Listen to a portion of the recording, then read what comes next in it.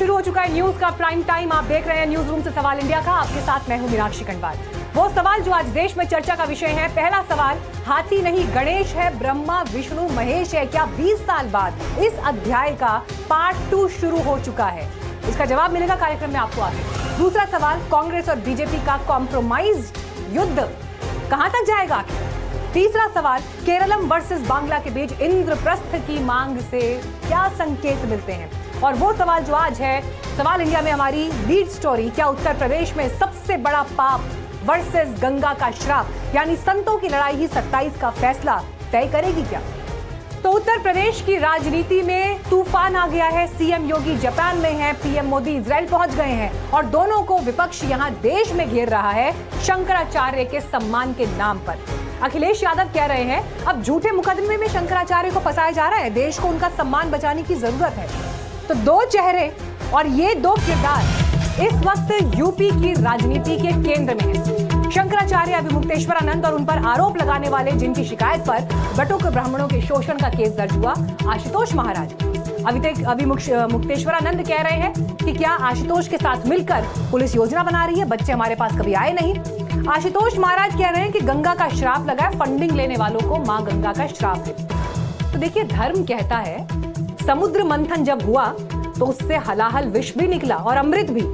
लेकिन आज ज्योतिष पीठ के शंकराचार्य का पद, जो कि सनातन धर्म के 4 स्तंभों में से एक है, उसे लेकर जो राजनीतिक, धार्मिक और कानूनी मंथन हो रहा है, उससे निकलने वाले विष को धारण करने के लिए यहाँ कोई शिव नहीं है, यहाँ कोई शक्ति नहीं है जो शिव के कंठ में रोककर नीलकंठ बना दे। ये विष यही इसी समाज में फैलेगा, धर्म की जड़ों को खाएगा, चुनावी जमीन को और जहरीला बनाएगा। और सवाल तो फिर यह भी है कि अगर ये मंथन अब इस वक्त की जरूरत ही है तो पता चल ही जाए कि कौन सच्चा है, कौन झूठा है। और अगर यहां से अमृत निकला तो ये अमृत किसे मिलेगा? कौन है आखिर इस पूरे विषय का बेनिफिशियरी? सत्य को सामने लाना ही हमारा लक्ष्य है, आशुतोष ब्रह्मचारी महाराज। तो देखिए, आप लोगों के सामने ये स्पष्ट है कि प्रकरण की जो जांच की जा रही है, तीनों दिन सब काम छोड़ करके जो शिकायत करता है हिस्ट्री शीटर, वो पुलिस के साथ विद्यमान है। हर जांच में वो स्वयं मौजूद हैं। ऐसी कौन सी जांच होती है जिसमें शिकायतकर्ता को साथ रख करके जांच किया जाता है और वो इसको बाकायदा घोषित भी कर रहे हैं। ये उनका पोस्ट है, पोस्ट के नीचे ये उनके स्क्रीनशॉट उन्होंने लगाए हैं, जिनको बड़ा करके आपको दिखा दिया। बंधुओं, इतना ही नहीं, उन्होंने कहा, आप लोगों ने सवेरे हमसे पूछा कि वो कह रहे हैं कि जो चित्र हमारा डॉक्टर अजय पाल शर्मा जी के साथ दिखाया गया है वो बनाया गया बनावटी एआई का चित्र है। कि सनातन धर्म का चोरा पहनने वाले लोग, सनातन धर्म को बेचने वाले लोग, सनातन के नाम पर विदेशों से, राजनीतिक पार्टियों से फंडिंग लेने वाले लोग, मां गंगा की गोद में बैठकर कुकर्म करने वाले कुकर्मियों, मां गंगा की गोद में रहकर मां गंगा को कोसने वाले लोग, उन लोगों को मां गंगा का श्राप लग गया है। उन्हीं के साथ लंबे समय से रह रहे हैं, वो कभी भी हमारे साथ नहीं रहे और बहुत सारे एविडेंस इस बात के उनके पास संकलित हो गए हैं कि ये बच्चे उन्हीं के पास लंबे समय से रह रहे थे और उनके शागिर्द के रूप में काम कर रहे थे। इसलिए वो सारे के सारे, चूंकि न्यायालय में मामला लंबित है और कहा जा रहा है कि एक बच्चा माइनर है, इसलिए वो सब फोटो भी हमारे पास आ गए हैं, वो सारे कागजी प्रमाण भी आ गए हैं, वीडियो भी हमारे पास आ गए हैं, वो सारे संकलित हो गए हैं। इनका विवरण कागज में उन्होंने लिख दिया है, लेकिन हम माइनर होने के कारण ना तो वीडियो आपको दिखा सकते हैं अभी, ना फोटो दिखा सकते हैं, ना तो उसका विवरण बता सकते हैं। क्यों? क्योंकि वो मुकदमे में काम आने वाला है। लेकिन सारे तथ्य सबूतों के साथ संकलित हो गए हैं कि वो दोनों लड़के उन्हीं के पास लंबे समय से रह रहे हैं और स्वतंत्रता पूर्वक दूसरे जगहों पे कार्यक्रमों में जा रहे हैं, पूजा पाठ करा रहे हैं, कर्मकांड करा रहे हैं। अपने आप को शंकराचार्य बताते हैं, जिनके गुरु को ही शंकराचार्य ज्योतिष पीठ की उपाधि ना मिली हो, जिनको माननीय हाई कोर्ट ने रोक दिया हो, ऐसे कुकर्मी कैसे शंकराचार्य लिख सकते हैं? ऐसे लोगों को जेल में होना चाहिए। ऐसे लोगों को सरकार और पुलिस को तत्काल गिरफ्तार करके उनको जेल के सलाखों के पीछे डाल देना चाहिए। तो जिस दिन से शंकराचार्य पर एफआईआर दर्ज हुई है, उसके बाद आरोप लग रहे हैं। आरोपों का जवाब प्रेस कॉन्फ्रेंस, एक प्रेस कॉन्फ्रेंस, उसका जवाब दूसरी प्रेस कॉन्फ्रेंस, फिर उसका जवाब तीसरी प्रेस कॉन्फ्रेंस। ये उत्तर प्रदेश में इस वक्त स्थिति बनी हुई है। इसी प्रेस कॉन्फ्रेंस से पहले आशुतोष महाराज मेरे साथ इंटरव्यू में बैठे और मैंने उनसे वो तमाम सवाल पूछे जो शंकराचार्य ने उन पर आरोप स्वरूप लगाए हैं। एनडीटीवी पर ये एक्सक्लूसिव बातचीत सुनिए। आशुतोष महाराज प्रेस कॉन्फ्रेंस करने वाले हैं, लेकिन मेरा पहला सवाल आपसे ये, शंकराचार्य ने प्रेस कॉन्फ्रेंस करके बड़ा क्लियर कट कहा है कि आप हिस्ट्री शीटर हैं, 20 से ज्यादा मुकदमे आप पर दर्ज हैं, आपने इससे पहले भी कई आपराधिक मुकदमों में आपका नाम आया है। ऐसे में आपके द्वारा लगाए गए आरोपों को देश गंभीरता से क्यों ले? ये कहने से क्या साबित करना चाह रहे हैं? ये मैं आपको साफ साफ कहना चाहता हूं, जो ये बता रहे हैं प्रूफ तो करके दें। किसी माननीय न्यायालय का आदेश तो दिखाए हमारे पर मुकदमे हैं, हमें सजा हुई है, हमें कुछ है। ये इन्होंने एक अपने आश्रम में अपने शिष्यों के द्वारा टाइप कराकर सूची जारी करना और थाना कांडला की मोहर लगाई। इसके खिलाफ हमने 18 फरवरी को थाना कांडला, उसी थाने में जहां की सूची दिखाई है, फर्जी बनाई है, इनके खिलाफ मुकदमा पंजीकृत हो गया है। पुलिस विवेचना कर रही है, इनके ढूंढ रही है ठिकानों पर इनके शिष्य जो गायब हो गए हैं। तो मैं कहना चाहता हूं, हिस्ट्री सीटर की बात करें, हिस्ट्री सीटर तो अभिमुक्तेश्वर को बनाना चाहिए उत्तर प्रदेश पुलिस को। इनके ऊपर 8 मुकदमे हैं जिसकी सूची हम लोग जारी कर रहे हैं। 8 मुकदमे हैं और उत्तर प्रदेश का कानून नहीं, भारत का कानून कहता है किसी भी व्यक्ति के ऊपर 5 मुकदमे हो, चाहे फर्जी हो चाहे सही हो, उसको हिस्ट्री सीटर की सूची में रखा जाना चाहिए। इनका क्यों नहीं रखा है, मैं पूछना चाहता हूं। बहुत बड़ा मैं प्रश्न कर रहा हूं। ठीक है, आप उन पर उल्टे आरोप लगा रहे हैं, लेकिन ये तो बताइए, अभी मेरे शो पर बैठे हुए दिनेश फलाहारी लाइव बैठे हुए हैं, उन्होंने कहा जो केश आपने लगा रखे हैं, आपकी जटाएं जो हैं वो फेक हैं। उन्होंने कहा आपने झूठा नाम लेकर संन्यास धारण किया हुआ है, लेकिन उसके पीछे आपके सब 2 नंबर के काम चलते हैं। 20 से ज्यादा मुकदमे आप पर दर्ज हैं और वो खुद बता रहे हैं कि एक केस तो उनसे जुड़ा हुआ है जिस पर शिकायत है, पाकिस्तान के नंबर से आप खुद को फोन करवाते हैं कि आपको जो है Z+ सुरक्षा दी जाए। कैसे आपके दावों को फिर सही माना जाए? यही तो दिक्कत आ रही है, संत नहीं बोल रहे हैं। ये दिनेश शर्मा जो है मथुरा का समाजवादी पार्टी का नगराध्यक्ष रहा है। समाजवादी पार्टी और कांग्रेस के लोग बोल रहे हैं, एक भी ये बाबा किसने बनाया, कहाँ से बाबा बना? इसकी लड़की है, इनके बच्चे हैं, इनकी पत्नी है, ये प्रॉपर्टी का धंधा करता है, इनके ऊपर प्रॉपर्टी के कई आरोप है जो भ्रष्टाचारी की है। असली बात ही है, दिनेश शर्मा श्री कृष्ण जन्मभूमि में पक्षकार थे हमारे साथ में। अच्छा, आपके साथ ही थे? आदम पैरवी के कारण इनका मुकदमा 10 नंबर है, उसका वो खारिज हुआ था, रजिस्ट्रेशन इन्होंने डाला है। ये मुझे इसलिए अपमानित करना चाहते हैं क्योंकि अभी 30 जनवरी 2026 में माननीय हाईकोर्ट ने एक आदेश जारी किया है कि कोई भी अपने आगे, ये दिनेश शर्मा ने अपना मुख्य याचिकाकर्ता लिखा, अपने नाम के आगे लिखा अध्यक्ष श्री कृष्ण जन्मभूमि मुक्ति न्यास का अध्यक्ष लिखा, तो माननीय न्यायालय ने साफ साफ आदेश किया कोई इस प्रकार का आदेश नहीं लिखेगा और मीडिया कर्मी भी ऐसे खबर को करते हुए बचे। इसलिए मेरे से चिढ़ रहे हैं। यदि इनका जो ये आरोप बता रहे हैं कि हम ऐसे ऐसे इन्होंने हमारे खिलाफ किया, तो क्यों नहीं मुकदमा पंजीकृत कराया, कोर्ट में चले जाते, कहीं चले जाते। खैर, मेरा मुद्दा भटकाने की बात हो रही है, मुझे चारों तरफ को घेरना चाह रहा है क्योंकि मेरा एक मिशन है, मैं टेक्निकल हूँ, श्री कृष्ण जन्मभूमि का मुख्य पक्षकार हूँ और उसकी पैरवी इन पर्सन खड़ा होकर करता हूँ अपने। नहीं, लेकिन मेरा सवाल ये है आशुतोष महाराज, मेरा सवाल ये, आप इतने बड़े आदमी हो गए हैं आप उत्तर प्रदेश में कि पूरा उत्तर प्रदेश आपके पीछे पड़ गया है, पूरा संत समाज आपके पीछे पड़ गया है। दिनेश फलाहारी भी फ्रॉड है, अगर अजय गौतम यहाँ बैठ के आरोप लगा रहे हैं वो भी फ्रॉड है, कोई भी और जो आपके ऊपर सवाल खड़े कर रहा है, शंकराचार्य आप पे सवाल खड़े कर रहे हैं, तो सब आपके दुश्मन है, इसलिए वो आप पे सवाल खड़े कर रहे हैं। अभी 2-3 दिन पहले की बात है, एक व्यक्ति आया ना मीडिया के सामने, मुंह पर कपड़ा बांधा, लेकिन क्या कहा उसने कि आशुतोष पांडे नाम से एक आदमी का फोन गया और उसने कहा कि ये शंकराचार्य बड़ा हवा में उड़ रहे हैं, बड़ा इनकी चल रही है, इनको जरा थोड़ा सा जमीन पर लाना है, इसलिए सपोर्ट करो, जो हम बता रहे हैं वो बोल दो, आरोप लगा दो। तो लोग आ रहे हैं ना, मीडिया के सामने आ रहे हैं, पुलिस पे शिकायत दे रहे हैं। बताना चाहता हूं ये कौन है जो क्यों है ये लोग आपके खिलाफ है? ये मुंह पे कपड़ा क्यों पहना हुआ है? ये लड़की तो नहीं है ना, ये है, ये वाली पार्टी भी नहीं है, तो क्यों नहीं ओपन हो रहा है? इसका चेहरा क्यों छुपाया गया है? यदि उसने हमको कॉल किया है तो कॉल डिटेल साबित करे। तो कह रहे हैं ना आपसे जान का पुलिस में खतरा है। जाए, कोर्ट में जाए, मेरे खिलाफ कहाँ मिला है मुझसे, वो कोई एविडेंस तो देना पड़ेगा ना। जैसे हमने एविडेंस दिया है अभिमुक्तेश्वर और अन्य अभियुक्तों के खिलाफ, माननीय न्यायालय में दिया है, पुलिस ने नहीं सुनी हमारी, हम न्यायालय गए, न्यायालय ने हमारी बात देखी, सीढ़ियाँ देखी, सब कुछ देखा है, जब तो मुकदमा दर्ज हुआ है। ये भी चले जाए, यदि मैंने ऐसा अपराध किया है, पहले मैं शिकायत चली गई है, अजय गौतम बता रहे हैं। ये कौन है? ये अभिमुक्तेश्वर का चेला जो उप मुख्यमंत्री रहा है, उसका चेला एमएलसी है, सजानपुर का रहने वाला। वह मेरे संगठन में ब्राह्मण सभा में जब मैं राष्ट्रीय अध्यक्ष था, मेरे साथ काम किया है। इन्होंने अपने अभिमुक्तेश्वर से मिलकर उस व्यक्ति को लेके आए, पैसे के बल पे लाए हैं। उसकी यदि मेरे खिलाफ कोई एविडेंस है तो एसएसपी सजानपुर के पास क्यों नहीं गए? एसएसपी बनारस के पास क्यों नहीं गए? अभिमुक्तेश्वर क्या पुलिस अधिकारी है?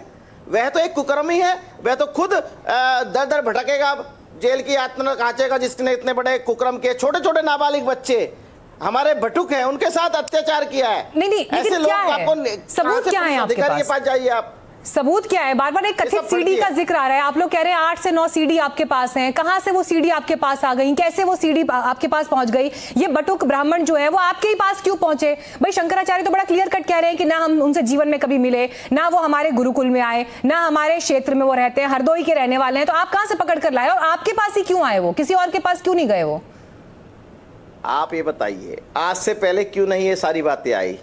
जब हमने अभिमुक्तेश्वर के खिलाफ सारे सबूत दे दिए, जब ये बातें, किस अधिकारी की बात कर रही है आप? उस अधिकारी की जिसने मुझे जेल में भेजने का काम किया है 2017 के में, मुझे जेल में सड़ाने का काम किया, उस अधिकारी की बात कर रहे हैं ना, जिसने मुझे माघ मेले में, मेला कुंभ में मुझे सुरक्षा नहीं दिया, उस अधिकारी की बात कर रहे हैं, उस अधिकारी की बात कर रहे हैं। यदि वो यहाँ पर अधिकारी है तो क्यों नहीं मेरा मुकदमा दर्ज हुआ? मेरे संबंध है, क्यों नहीं मुझे सुरक्षा दे रहे हैं लोग? इतनी बड़ी घटना होने के बाद अब आपको बता दें, उस अधिकारी ने मेरे पर जेल भिजवाया था, जिसमें मुझे माननीय न्यायालय से स्टे और न्याय मिल गया है, दोष मुक्त हो गया है। वह एक एआई के द्वारा फोटो बनाया गया है, आपको फोटो में ही साफ देख लीजिए, नाड़ अलग जोड़ दी गई, फोटो अलग। फोटो भी स्क्रीन पे दिखा दीजिएगा एक बार, केक काटने वाली। फर्जी है, ये षड्यंत्र है, और षड्यंत्र अब चलने वाला नहीं है, अब कलयुग का अंत है। हम ऐसी सजा, ऐसे साक्ष्य हमने माननीय न्यायालय में और सभी जगह दे दिए हैं, अब इनको सजा के अलावा कुछ नहीं होगा। तो यहाँ पर आपने देखा कैसे आशुतोष महाराज ने एक एक आरोप का जवाब दिया, फिर उन्होंने प्रेस कॉन्फ्रेंस में कुछ और तस्वीरें और किस तरह के लेन देन हुए हैं आश्रम के भीतर, उसकी भी जानकारी सामने रखी। हमने इस पर हालांकि जो मेहमान हमारे साथ मौजूद थे उनसे ये भी सवाल पूछा कि आखिर इनके पास ऐसी कहाँ से, कौन सी एजेंसी है जो इनके पास सारे डॉक्यूमेंट्स आ रहे हैं। तो देखिए बहुत सारे आरोप लग रहे हैं और इन सब के बीच एक और किरदार है जो कि स्वामी अभिमुक्तेश्वरानंद के ही शिष्य हैं, मुकुंदानंद, चैतन्य मुकुंदानंद। आरोप उन पर भी लगे हैं, आज वो भी मीडिया के सामने आए और जवाब दिया। आशुतोष, ये जो 76A नाम का जो हिस्ट्री सीटर है, वो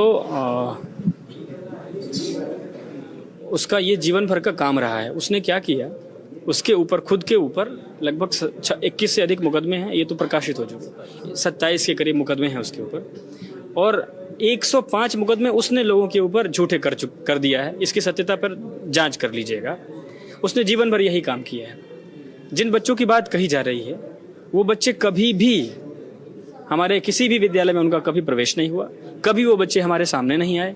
जब वो कभी दर्शन करने नहीं आए, जब कभी वो सामने नहीं आए, जब हमारे विद्यालय के बच्चे नहीं हैं, तो आप आरोप लगाने को तो कुछ भी आरोप लगा सकते हैं, लगा दीजिए, क्या दिक्कत है। फिलहाल हम लोग को न्यायपालिका पर भरोसा है, यदि हम दोषी हैं तो ऐसा दंड दीजिए कि जो नजीर बने, और यदि हम दोषी नहीं हैं तो जिसने हमारे ऊपर मिथ्या आरोप लगाया है उसको भी ऐसा दंड दीजिए कि जीवन में कभी भी किसी दूसरे निरपराध व्यक्ति के ऊपर फर्जी मुकदमा करने वाले ये हिस्ट्री सीटर आशुतोष जैसे लोग इस समाज के लिए कलंक है। ऐसे लोग नहीं रहने चाहिए। रामभद्राचार्य जी से हम लोगों का कोई द्वेष नहीं है। रामभद्राचार्य जी पिछले 4 वर्षों से लगातार हमारे दोनों महाराज जी को लेकर के इतने गंभीर बयान दिया। उन्होंने ये बयान दिया, जब हमारे ब्रह्मलीन महाराज जी गुजर गए, ब्रह्मलीन हो गए, तो उन्होंने कहा कि इन दोनों ने उनकी हत्या करवा दी।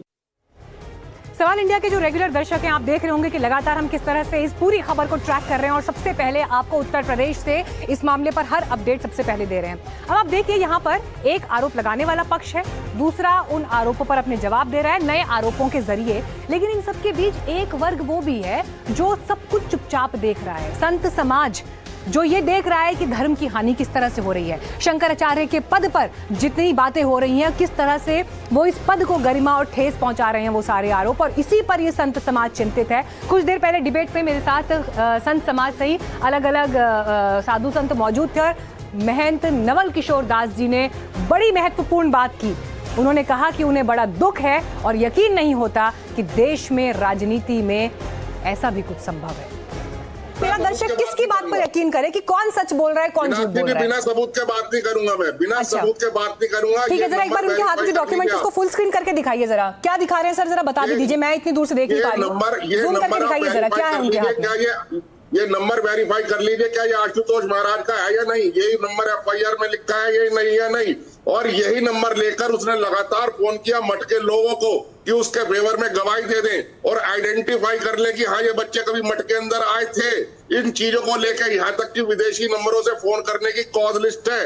हम तो आपके सामने पूरे सबूत रख रहे हैं। और ये कब है? एफआईआर 25 जनवरी जिस दिन पहली बार एफआईआर लिखी गई है उस तारीख से लेके और 22 फरवरी यानी 3 दिन पहले तक लगातार इसने लोगों को धमकियां दी और दिलवाई है विदेशी नंबरों से कि अगर उसके फेवर में गवाहियां नहीं दोगे तो जान से मरवा देगा। यहाँ तक कि डिजिटल अरेस्ट करा है इसने मटके लोगों को। ये सारे के सारे सबूत है। मैं तो कह रहा हूँ फॉरेंसिक जांच कराओ, हम अपना मोबाइल डिपॉजिट करने के लिए तैयार है। महंत नवल किशोर दास जी, ठीक है नवल किशोर दास जी, राज्य में योगी आदित्यनाथ की सरकार है, कानून व्यवस्था का बोलबाला है, सरकार अपनी उपलब्धि बताती है लॉ एंड ऑर्डर को, और आशुतोष महाराज पर जिस तरह के आरोप अभी अजय गौतम लगा रहे हैं कि अगर इतना बड़ा आदमी जो इस तरह से सब चीजों को अपने काबू में रखकर कहीं पर फोन करवा देगा, किसी को जान का खतरा डलवा देगा, किसी को धमकी दिलवा देगा, इतनी चल रही है आशुतोष महाराज की और पुलिस को फर्क नहीं पड़ रहा, कोई शिकायत जारी तो कोई असर नहीं हो रहा है। चल क्या रहा है उत्तर प्रदेश में? ये नहीं, क्या चल रहा है ये तो प्रशासन के लोग जिम्मेदार हैं, वो जवाब देंगे। मैं वहाँ के शासन प्रशासन का प्रतिनिधि नहीं हूँ, परंतु चिंतित जरूर हूँ, परेशान जरूर हूँ।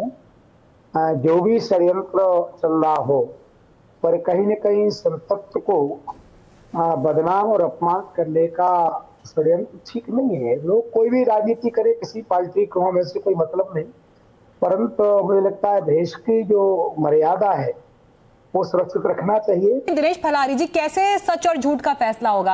आप कह रहे हैं वो फ्रॉड है, वो कह रहे हैं आप फ्रॉड है। देखिए, आप सभी को राधे राधे। वो 25,000 का इनामी बदमाश रहा है, उसने न जाने कितने लोगों पर वहां सामने में फर्जी एफआईआर दर्ज कराई है।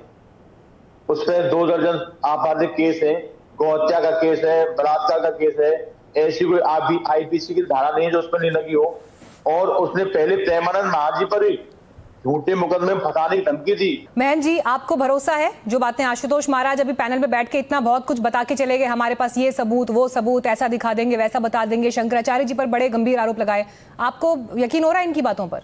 आपका पर्सनल ओपिनियन क्या है, मुझे ये बताइए। मुझे तो क्षमा कीजिए, सब पूरे प्रकरण में राजनीति लग रही है और अकारण सनातन को कलंकित करने का प्रयास किया जा रहा है, जिससे हम पूरा साधु समाज विकृत है। देखिए, किसी व्यक्ति से हमारे व्यक्तिगत वैचारिक मतभेद हो सकते हैं, परंतु व्यक्तिगत वैचारिक मतभेद के कारण पूरे समाज को कलंकित करना मैं सहमत नहीं हूं। मैंने पहले कहा है कि कोर्ट ने कहा है एफआईआर करने के लिए, ठीक है, एफआईआर हो गया, अब उसका निरीक्षण परीक्षण हो, वहां के अधिकारी उसका विवेचना करेंगे। भगवान करे ये सब घटना न घटी हो, मैं तो स्पष्ट कह रहा हूं, क्योंकि व्यक्ति के कारण नहीं, वो एक संत है, एक पद पर बैठे हैं, तो इससे पूरा संतत तो पूरे सनातन को खिल्ली उड़ाने का। महंत जी, एक सवाल का जवाब दीजिएगा। आप तो शंकराचार्य अविमुक्तेश्वरानंद जी को बड़े लंबे समय से जानते हैं, मुलाकातें भी हुई होंगी, अलग अलग धार्मिक कार्यक्रमों आयोजनों में मिले हैं। जब पहली बार आपने ये सुना कि उनके ऊपर यौन शोषण का आरोप है, मुझे आप अपनी राय बताइए, आपको एक बार भी यकीन हुआ इस बात पे कि ऐसा संभव है या ऐसा हो भी सकता है? नहीं, मुझे तो अभी भी विश्वास नहीं। मेरा व्यक्तिगत राय आप पूछ रहे हैं, मुझे तब विश्वास था, आज विश्वास है। महंत नवल किशोर दास कह रहे हैं कि वो खुद को आहत महसूस कर रहे हैं, उन्हें लग रहा है कि संत समाज में जो कुछ घट रहा है ये कम से कम धर्म के लिए तो ठीक नहीं है, सच सामने आना ही चाहिए।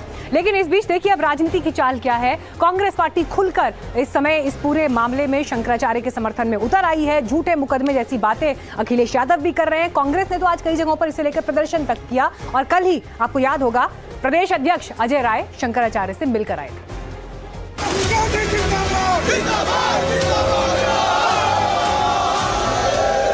साधु संतों का अपमान बंद करो। शंकराचार्य स्वामी अवधूतेश्वरानंद महाराज के सम्मान में कांग्रेस मैदान में पोस्टर पर कांग्रेस नेता आर्यन मिश्रा का नाम लिखा है। ये पोस्टर लखनऊ शहर में कोनेश्वर मंदिर के सामने और प्रदेश कांग्रेस कार्यालय के पास लगाए गए हैं। जाहिर है पार्टी के सम्मान के साथ नेताजी का खुद का भी विज्ञापन हो गया। लेकिन बात सिर्फ एक पोस्टर की नहीं है। पिछले विधानसभा चुनाव में 403 में से सिर्फ 2 सीटें जीतने वाली कांग्रेस यूपी में शंकराचार्य को बड़ा मुद्दा बना रही है और इसी कोशिश में सड़क पर उतर रही है। कांग्रेस कार्यकर्ता शंखनाद कर रहे हैं।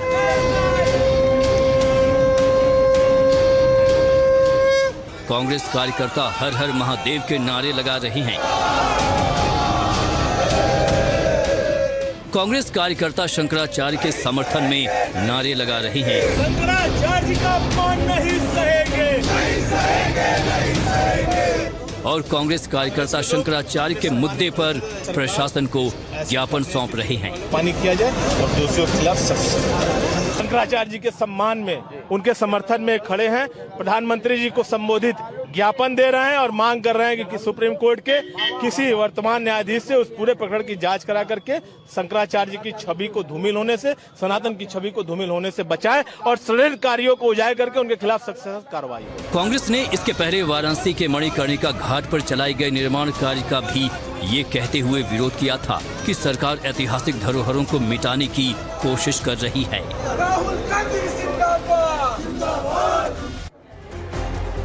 देखा आपने प्रोटेस्ट की क्या सूरत है, लेकिन इन सब के बीच राजनीति किस दिशा में जा रही है इसे डिकोड करने के लिए हमारे साथ मनोरंजन भारती जुड़ गए हैं।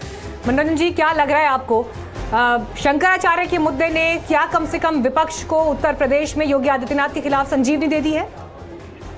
जी, आपका कहना सही है। यहाँ पे सबसे बड़ी समझने की बात है कि प्रयागराज के माघ मेले में शंकराचार्य अवधूतेश्वरानंद सरस्वती के साथ जो कुछ हुआ था, उनको माघ मेले में स्नान नहीं करने दिया गया था। तब से कांग्रेस भाजपा को घेरने में लगी हुई है। कांग्रेस को लगता है कि ये वो संत समाज का अपमान बता करके इस हिंदुत्व के मुद्दे पर भाजपा को घेरेगी तो शायद कांग्रेस अपना खोया हुआ वोट बैंक वापस पा सकती है।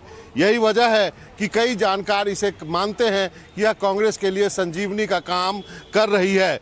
जब शंकराचार्य को उस वक्त माघ मेले में स्नान से रोका गया था, तब भी कांग्रेस ने पूरी जगह प्रदर्शन किया था। यही नहीं, आपको मैं बता दूं कि जब कांग्रेस दफ्तर के बाहर उत्तर प्रदेश में लखनऊ में कुछ पोस्टर्स लगाए गए थे और ये पोस्टर जो है उसमें मनुस्मृति और जो है रामचरितमानस के दोहों का उल्लेख किया गया था। सबसे बड़ी बात है कि उसमें लिखा है कि गुरोह अपमानं कृत्वा नरकं याति दारुणम, यानी गुरु या वेदाचार्य का अपमान जो करता है वो भयानक नरक में जाता है। चलिए, आपने जितनी बातों का जिक्र किया उन सबके बीच देखिए समाजवादी पार्टी के अध्यक्ष अखिलेश यादव का बड़ा बयान सामने आया है। 2027 के विधानसभा चुनाव को लेकर उन्नाव में अखिलेश ने कहा कि कांग्रेस पार्टी से जो गठबंधन है वो रहेगा। उन्होंने कहा कि सभी लोग मिलकर सामाजिक न्याय की स्थापना के लिए काम करेंगे। कांग्रेस पार्टी से हमारा अलायंस है, इंडिया गठबंधन, वो अलायंस रहेगा।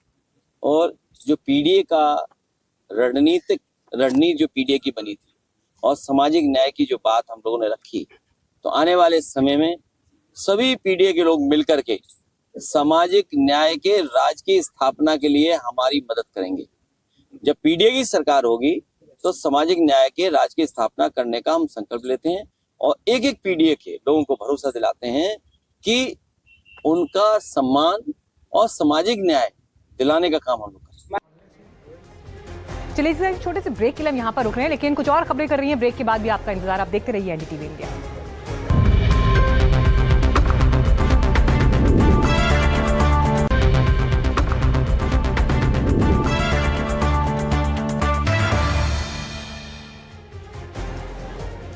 2 दिन के सिंगापुर दौरे से जापान पहुंचे उत्तर प्रदेश के मुख्यमंत्री योगी आदित्यनाथ अब जापान में अपना जादू चला रहे हैं। वहां के इन्वेस्टर्स को सीएम योगी ने विकास का ग्राफ दिखाकर यूपी की ओर खींचा और बताया कि कैसे यूपी में निवेश की अनंत संभावनाएं हैं।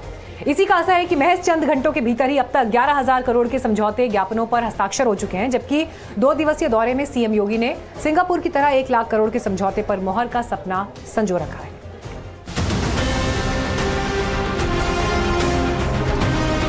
जापान के निवेशकों के लिए जापान इंडस्ट्रियल सिटी के निर्माण की कार्रवाई को भी आगे बढ़ाया है। माथे पर टीका, गले में पटका और भगवा छवि वाले मुख्यमंत्री योगी आदित्यनाथ यूपी के साथ साथ विदेश में भी अपनी ग्लोबल छवि को उभार रहे हैं। जापान के टोक्यो में एयरपोर्ट पर उतरते ही सीएम योगी का भव्य स्वागत हुआ।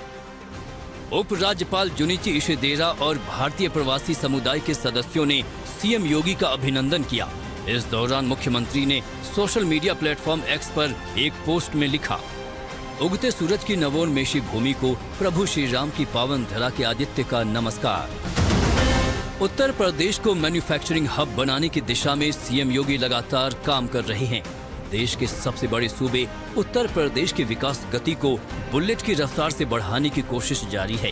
इसी कड़ी में मुख्यमंत्री का ये जापान दौरा काफी अहम माना जा रहा है। यहीं से भगवा में उभरते ग्लोबल छवि को भी मुख्यमंत्री मजबूती दे रहे हैं।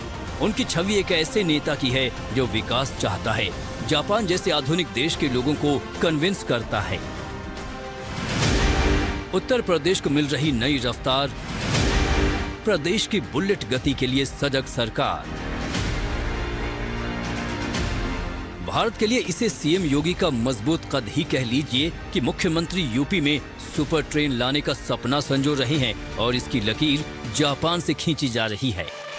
नोएडा इंटरनेशनल एयरपोर्ट के पास ही हम लोगों ने जापान के निवेशकों के लिए जापान इंडस्ट्रियल सिटी के निर्माण की कार्रवाई को भी आगे बढ़ाया है, जिसके लिए 500 एकड़ की भूमि वहां पर आवंटित भी की है। चाहे वह जेवर नोएडा इंटरनेशनल एयरपोर्ट हो या फिर अन्य महत्वपूर्ण एक्सप्रेस हाईवे के पास बनने वाले इंडस्ट्रियल क्लस्टर, इन सब में निवेश की अनंत संभावनाएं हैं और जापान से जुड़ी हुई तमाम कंपनियों ने उत्तर प्रदेश के अंदर अपना निवेश किया है। पहले सिंगापुर में उत्तर प्रदेश को 1 लाख करोड़ के निवेश प्रस्ताव प्राप्त हुए और अब जापान के 2 दिवसीय दौरे में मुख्यमंत्री इस निवेश को डबल करने की जुगत में लगे हैं। तभी तो जापान के व्यापारियों को लुभाने के लिए सीएम योगी यूपी में निवेश की अनंत संभावनाएं बता रहे हैं। हर एक सेक्टर में, एजुकेशन में, मेडिकल हेल्थ में, सेमीकंडक्टर क्षेत्र में, डाटा सेंटर क्लस्टर की स्थापना करने के क्षेत्र में, renewable energy and hydrogen energy के क्षेत्र में भी उत्तर प्रदेश में निवेश की अनंत संभावनाएं हैं और इन अनंत संभावनाओं को आगे बढ़ाने के लिए उत्तर प्रदेश आज जापान के आप सभी बिजनेस लीडर के साथ यहां पर संवाद बनाने के लिए आज हमारी पूरी टीम उत्तर प्रदेश से यहां पर उपस्थित हुई है। टोक्यो में कल मुख्यमंत्री बुलेट ट्रेन की यात्रा करेंगे और उसे यूपी के धरातल पर उतारने के सपनों को पंख दे सकते हैं। इसलिए तो उनके विदेश दौरे से यूपी लौटने पर प्रदेश की सूरत और संवारी जा रही है। लखनऊ में मुख्यमंत्री आवास को वेदों और वीणा से सजाया गया है, जिसमें चारों वेदों और देवी सरस्वती की वीणा की प्रतिकृतियां हैं, जो इसकी सुंदरता और धार्मिक आकर्षण को बढ़ाती हैं। वैसे भी विदेश दौरे से योगी के इमेज मेकओवर की तस्वीर दुनिया देख रही है, जो अपने सूबे के लिए न सिर्फ व्यापार ला रहा है, बल्कि दुनिया भर के व्यापारियों को यूपी में लाने के लिए निवेश के रास्ते भी खोल रहा है। इसलिए कहा जा रहा है कि कट्टर हिंदुत्व और उदार छवि वाला ये नेता आने वाले वक्त में बड़े रोल में भी दिखाई दे सकता है। Bureau report, NDTV India.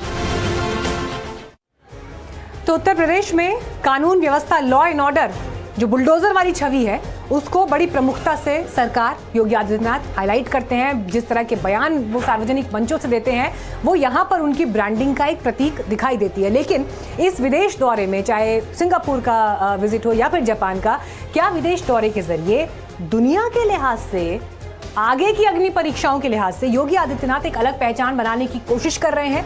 इस पर बात करने के लिए इस वक्त मेरे साथ पॉलिटिकल एनालिस्ट योगेश मिश्रा मौजूद हैं। योगेश जी, क्या लग रहा है आपको विदेश दौरों के जरिए व्यापारियों के बीच जिस तरह से बात हो रही है, बड़े एमओयू साइन हो रहे हैं, ये मुद्दा 2027 तक नहीं, पीएम नरेंद्र मोदी के स्वाभाविक उत्तराधिकारी के रूप में भी आपको क्या जाता हुआ दिखाई दे रहा है, उस लिहाज से, उस लक्ष्य के लिहाज से, इमेज ब्रांडिंग? वैसे तो उत्तर प्रदेश का जो भी मुख्यमंत्री होता है वह और उसके समर्थक उसे प्रधानमंत्री की लाइन में लाकर खड़ा कर देते हैं। रही बात उत्तर प्रदेश के मुख्यमंत्री योगी आदित्यनाथ की, तो जब वह दूसरी बार उत्तर प्रदेश के मुख्यमंत्री बने तभी वह राष्ट्रीय और कद्दावर नेता बन बैठे थे, क्योंकि पहली बार वह उत्तर प्रदेश के रिसीवर मुख्यमंत्री थे। मुख्यमंत्री का पद उन्हें अमित शाह और नरेंद्र मोदी जी ने गिफ्ट किया था। लेकिन दूसरी बार जब उनके कामकाज पर जनता ने मुहर लगाई तब वह अचीवर मुख्यमंत्री बने। यह उनके राष्ट्रीय और कद्दावर होने का संदेश है। चुनाव में उनके सभाओं की मांग यही कहानी कहती है। लेकिन अब वे अपनी इस छवि से आगे बढ़कर जब विदेश दौरों और निवेश सम्मेलनों के जरिए अपनी और उत्तर प्रदेश की नई पहचान गढ़ रहे हैं, तो उनके राष्ट्रीय और कद्दावर नेता होने पर और नई मुहरें लग रही हैं। ग्लोबल इन्वेस्टर समिट जैसे आयोजन, सिंगापुर, जापान जैसे विदेशी दौरों के जरिए योगी जी अपनी छवि को एक प्रशासनिक और विकास उन्मुख नेता के रूप में स्थापित करने में कामयाब होते हुए दिख रहा है। चलिए, बहुत धन्यवाद आपका हमारे साथ जुड़ने के लिए। लेकिन अब देखिए, एक तरफ आप देख रहे हैं योगी आदित्यनाथ जापान में मौजूद हैं, वहीं प्रधानमंत्री नरेंद्र मोदी इजराइल के दौरे पर हैं। 9 साल के बाद ये दौरा प्रधानमंत्री का हो रहा है। इस दौरान जब इजराइल की सरजमी पर तेल अवीव एयरपोर्ट पर प्रधानमंत्री लैंड हुए तो इजराइल के पीएम बेंजामिन नेतन्याहू ने उनकी अगवानी की, गले मिले दोनों नेता। एयरपोर्ट पर ही पीएम मोदी को गार्ड ऑफ ऑनर दिया गया और इसके बाद दोनों प्रधानमंत्री एक ही कार में सवार होकर होटल के लिए निकले और दोनों के बीच इस दौरान जो औपचारिक मुलाकात हुई उसकी तस्वीरें भी आपको इस वक्त दिखा रहे हैं। लेकिन दिलचस्प ये है कि आज रात 8 बजे पीएम मोदी इजराइल की संसद को भी संबोधित करने वाले हैं। तो वहां से प्रधानमंत्री क्या संदेश देते हैं, खासकर इस लिहाज से भी कि वर्ल्ड डायनामिक्स जिस तरह से बदले हैं, डोनाल्ड ट्रंप की मौजूदगी, ईरान के साथ जिस तरह की परिस्थितियां चल रही हैं और इन सब के बीच जो नया वर्ल्ड ऑर्डर जो बार बार चर्चा में रहता है, भारत और इजराइल की इन तस्वीरों पर सिर्फ भारत और इजराइल नहीं बल्कि दुनिया की निगाहें हैं। और इस लिहाज से आज प्रधानमंत्री वहां की संसद से जो बोलेंगे उसके मायने भी लोकल नहीं ग्लोबल होंगे। तो ये अलग अलग तस्वीरें भी इस वक्त आपको हम दिखा रहे हैं। जैसे प्रधानमंत्री वहां पर पहुंचे तो बेंजामिन नेतन्याहू ने उनकी अगवानी की, उनका स्वागत किया, बड़े गर्मजोशी से दोनों नेता मिले, हाथ मिलाया, गले मिले, आपस में बात की और फिर इसके बाद यहां पर उन्हें गार्ड ऑफ ऑनर भी दिया गया। इससे पहले आप जब 9 साल पहले की तस्वीरें याद करेंगे, जब प्रधानमंत्री वहां गए थे तो उस दौरान वो प्रधानमंत्री नरेंद्र मोदी, आप समझ लीजिए कि पहले प्रधानमंत्री थे जिन्होंने इजराइल का दौरा किया था भारत के, और अब ये उनका तीसरा कार्यकाल प्रधानमंत्री मोदी का और इसमें दूसरा विजिट है इजराइल का। इस बीच इजराइल की राजनीति में भी बड़े उतार चढ़ाव आए, लेकिन बेंजामिन नेतन्याहू ने फिर वापसी की वहां पर। और प्रधानमंत्री नरेंद्र मोदी, जब आप इस ग्लोबल वर्ल्ड ऑर्डर के लिहाज से देखते हैं, भारत की जो पोजीशनिंग है, टैरिफ को लेकर जो स्थिति बनी हुई है, अमेरिका के साथ रिश्तों में जो उतार चढ़ाव आए, रूस के साथ भारत के जिस तरह के संबंध रहे, इन सब के बीच जो ये ग्लोबल डायनामिक्स हैं ये बहुत कुछ कहते हैं। इस वक्त सीधे इजराइल में हमारे सहयोगी आदित्य राज कौल पहुंचे हुए हैं प्रधानमंत्री मोदी के इस विजिट को कवर करने के लिए। आदित्य हमारे साथ जुड़ भी गए हैं। आदित्य, देखिए, वर्ल्ड डायनामिक्स को लेकर तो हम चर्चाएं अलग अलग मौकों पर करते ही रहते हैं, लेकिन रात 8 बजे का यहाँ भारत में बड़ी बेसब्री से इंतजार हो रहा है। क्या प्रधानमंत्री आज वहां बोलेंगे और किस तरह की तैयारियां अभी आप वहां पर देख रहे हैं, बताएं। जी बिल्कुल मीनाक्षी, हम सीधे प्रसारण कर रहे हैं जेरूसलम से। यहाँ किंग डेविड होटल है जहाँ प्रधानमंत्री नरेंद्र मोदी आ चुके हैं। और पहले आपने दृश्य देखिए टेल अवीव से, जहाँ बेन गुरियन एयरपोर्ट पे नेतन्याहू, यहाँ के प्रधानमंत्री ने प्रधानमंत्री मोदी का स्वागत किया। सारा नेतन्याहू भी वहाँ मौजूद थी और उन्हें सराहा और कहा कि आप बहुत ही जो है अच्छे लीडर हैं, ग्रेट लीडर हैं, ऐसा उन्होंने कहा। उसके बाद अब करीबन अब से 1 से 2 घंटे में हम देख सकते हैं प्रधानमंत्री मोदी का स्वागत होगा केनेसेट में, जो इजरायली पार्लियामेंट है, और वहां पर वो संबोधन करेंगे। वो दूसरे इंडिया के बड़े लीडर होंगे जो वहां पर केनेसेट में संबोधन करेंगे। पहले 2015 में प्रणब मुखर्जी जो प्रेसिडेंट थे इंडिया के, हेड ऑफ द स्टेट, उन्होंने वहां संबोधन दिया था, और प्रधानमंत्री मोदी का बहुत बड़ा जो है स्वागत वहां होगा। कल रात से ही हमने देखा कि कैसे अब पूरा जो पार्लियामेंट है यहाँ का केनेसेट वो तिरंगे में लिपटा हुआ है। पूरी लाइट्स वहां पर जो है तिरंगे के रंगों में पूरे लगी हुई हैं। और मुझे लगता है कि जो ज्यादातर बातचीत होगी इंडिया इजराइल के टाइज पे होगी कि कैसे पिछले 10 साल में बहुत तरक्की की है। आगे का जो FTA है उस पर बातचीत होगी। डिफेंस कॉपरेशन और सिक्योरिटी कॉपरेशन जो है भारत और इजराइल के दरमियान वो बहुत ही बड़ा है। और जो घनिष्ठ मित्रता है नेतन्याहू और मोदी के बीच में, वो भी चर्चा का विषय बना हुआ है। और वो भी मुझे लगता है कि प्रधानमंत्री मोदी इस पर एक टिप्पणी कर सकते हैं। लेकिन बड़ी बात यह कि कल भी बायलैटरल होगा, जिसमें एक स्ट्रेटेजिक स्पेशल पार्टनरशिप जो है इजराइल और इंडिया की, उसकी घोषणा की जाएगी और कई मेमोरेंडम और एग्रीमेंट पे भी हस्ताक्षर। आदित्य, एक बात और भी बताइएगा, क्योंकि आई एम श्योर कि इससे पहले भी जब आप इजराइल गए हैं, आपने इजराइल को अलग अलग मौकों पर देखा है। साल 2026 में जब हम बदलती हुई वर्ल्ड डायनामिक्स के बीच इन दो वर्ल्ड लीडर्स को मिलते हुए देख रहे हैं, कितना इजराइल बदला है, वहां की राजनीति बदली है। और आज के दौर में जब प्रधानमंत्री नरेंद्र मोदी मिल रहे हैं बेंजामिन नेतन्याहू से, टेबल पर क्या कुछ होगा डिस्कशन में? देखिए, सबसे पहले तो भारत की जो वेस्ट एशिया पॉलिसी है उसमें बहुत बड़ा बदलाव आया है। आपने पिछले 10 साल में देखा कि कैसे वो UAE हो, सऊदी अरब हो, ओमान हो, जॉर्डन हो, या फिर इजराइल ही क्यों नहीं, या फिर पैलेस्टाइन को भी ले लीजिए, इंडिया के जो संबंध हैं वो इन सब के साथ बहुत अच्छे हैं। चाहे हम रणनीतिक तौर पे देखें, ह्यूमैनिटेरियन एड की तौर पे देखें, या फिर ट्रेड या डिफेंस कॉपरेशन के तौर पे देखें। कई ऐसे मुल्क जो है मिडिल ईस्ट में या वेस्ट एशिया में जिन्होंने प्रधानमंत्री मोदी को स्वागत ही नहीं किया, उनको नवाजा भी है, उनको अवार्ड भी दिया है। तो वेस्ट एशिया पॉलिसी के लिए बहुत बड़ी कामयाबी है। और इजराइल के पॉलिटिक्स में तो बदलाव नहीं आया, लेकिन पिछले 10 साल में इंडिया इजराइल के जो रिलेशंस है उसमें बहुत बड़ा बदलाव आया है। और मुझे ऐसा कहा जा रहा है कि जॉइंट मैन्युफैक्चरिंग को लेकर बहुत एक बड़ी घोषणा कल हो सकती है। और साथ ही जो FTA फ्री ट्रेड एग्रीमेंट है, जिसमें इंडिया ने EU के साथ किया, अमेरिका के साथ भी अब करने जा रहा है, और जल्द ही अगले 6 महीने में इंडिया और इजराइल के बीच में भी FTA की घोषणा हो सकती है। चलिए, इन घोषणाओं का तो इंतजार रहेगा। लेकिन आदित्य, इसके अलावा अभी तक के अपने विजिट में आप जब इजराइल में मौजूद हैं, बेंजामिन नेतन्याहू ने भी देखिए क्योंकि वापसी की है, और जिस तरह के उतार चढ़ाव उनकी लीडरशिप में इजराइल ने देखे, वो भी फिर अपनी जगह है। इस बीच जब ये मीटिंग हो रही है, वर्ल्ड में, दुनिया में क्या मैसेज जा रहा है? देखिए, दुनिया में बहुत बड़ा मैसेज ये जा रहा है कि इंडिया इजराइल के साथ खड़ा है और इजराइल इंडिया के साथ खड़ा है। बहुत जो है चीजें कॉमन है, चाहे वो आतंकवाद का खतरा हो, और साथ ही जो है बहुत छोटा मुल्क है इजराइल, लेकिन तब भी इनोवेशन के लिए जाना जाता है, एग्रीकल्चर, वाटर मैनेजमेंट के लिए जाना जाता है, और उसमें इंडिया के साथ उनके अग्रीमेंट है। आपने बिल्कुल सही कहा, अभी का जो टाइम है जियोपॉलिटिकली बहुत ही महत्वपूर्ण है। ईरान को चेतावनी मिल रही है अमेरिका की तौर से, इजराइल की तौर से, और हो सकता है कि कोई हमला भी हो। अभी 1-2 दिन में हम बातचीत देखेंगे ईरान और अमेरिका के बीच में, और अगर वो बातचीत सफल ना हो तो हो सकता है अमेरिका एक प्रीएम्प्टिव स्ट्राइक यानी कि हमला ईरान के खिलाफ कर सके। लेकिन अभी बहुत ही बड़ा जियोपॉलिटिकल टेंशन जो है मिडिल ईस्ट, वेस्ट एशिया में है, और उस दौरान प्रधानमंत्री मोदी यहाँ आ रहे हैं, तो इजरायली जनता जो है उनका बहुत समर्थन कर रही है, स्वागत कर रही है, और कह रही है कि ये इंडिया इजराइल के रिश्तों के लिए एक बहुत ही महत्वपूर्ण विजिट है। जी, चलिए, बहुत धन्यवाद आदित्य इस जानकारी के लिए। अपडेट्स आपसे लेते रहेंगे। रात 8 बजे का इंतजार है, और उस पर भी NDTV पर स्पेशल कवरेज आप लगातार देखते रहेंगे। फिलहाल इसी के साथ न्यूज रूम से सवाल इंडिया में इतना ही, लेकिन आगे बढ़ने से पहले नजर मोटोरोला द्वारा प्रस्तुत हेडलाइंस पर।